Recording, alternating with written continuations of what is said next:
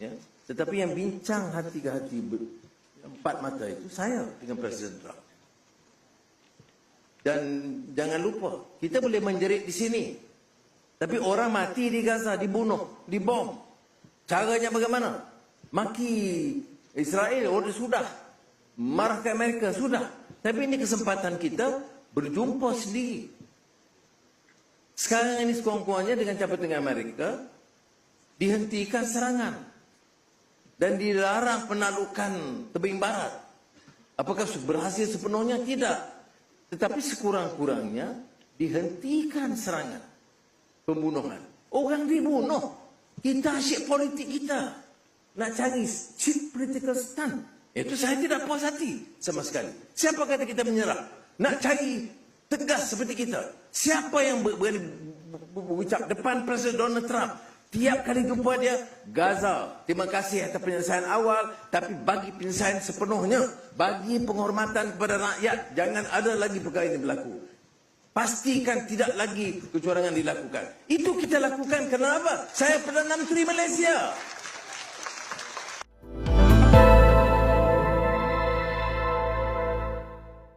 We have breaking news. Israeli Prime Minister Benjamin Netanyahu is ordering powerful new strikes on Gaza. This comes just 2 weeks after Hamas released the remaining living hostages as part of a ceasefire agreement. But tensions over the delayed return of dead hostages remains have escalated ever since. ABC's Patrick Reevell and ABC News national security and defense analyst Mick Mulroy are here with more on this. Patrick, what's the latest? Hi, Dan. Yeah, as you say, just in the last few minutes, Israel's Prime Minister's office says that Prime Minister Benjamin Netanyahu has ordered immediate and powerful strikes on the Gaza Strip. It follows a meeting that he had called to discuss growing frustration from Israel over what it believes are repeated violations of the ceasefire. And the context, as you say, is this frustration and controversy around the return of the remains of deceased hostages. Overnight, Israel has accused Hamas of trying to basically pretend to return the bodies of one of the hostages. They say that tests show that the remains of what was supposed to be a 13th deceased hostage instead belonged to the body of a hostage who was already returned. Israel saying that Hamas is basically violating the ceasefire by failing to swiftly return the bodies that it is holding. We've also heard reports from Israeli media today that Israeli troops have come under some small arms fire from inside the Gaza Strip. So clearly this gives concern that we might be seeing this ceasefire starting to show severe strain. But we should note that this is not the first time that Israel has ordered and then carried out intense strikes amid claims of violations of the ceasefire. Just last week, it launched 120 strikes on Gaza, again in response to what it saw as Hamas's failure to hand over bodies of deceased hostages. The US clearly previously has been trying to hold this ceasefire together, has been urging Israel not to strike and pull it apart. I think we'll probably see the Trump administration now try to encourage Israel to keep this limited, but clearly this is going to need more mediation, and it shows again how this ceasefire remains fragile and is under strain, Diane. Mick, is this the end of the ceasefire? So, Diane, I certainly hope not, and I think everybody else does as well. The issue, in addition to, as Patrick described, the return of the deceased hostages, is also this unwillingness of Hamas to disarm. And in fact, the Israelis believe they're trying to reconsolidate their power for the future.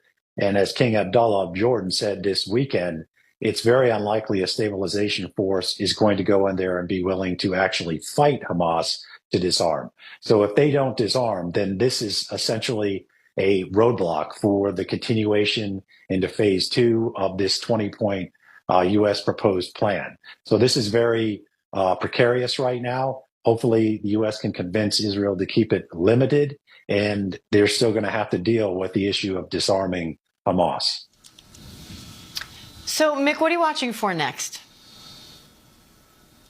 So the next phase, I think, will really be a lot of pressure by Qatar, by Egypt, by Turkey on Hamas to disarm with a plan. They obviously are concerned about their own well-being in Gaza. They've made many other armed groups angry with them for obvious reasons. There has to be some plan to keep them secure, not because we care about the future of Hamas, obviously, but Hamas does, and we need them to disarm. So there has to be some plan to do that, to be able to get this international stabilization force set up and to deploy as peacekeepers, not as peace enforcers, into Gaza. That is the biggest hurdle to going ahead, but it needs to happen because there's a lot of very positive things that would come in this plan for both Israel and the people of Gaza if it can figure this one part of the second phase out, and that is really how to get Hamas to disarm. Patrick Reevell, Mick Mulroy, thank you both.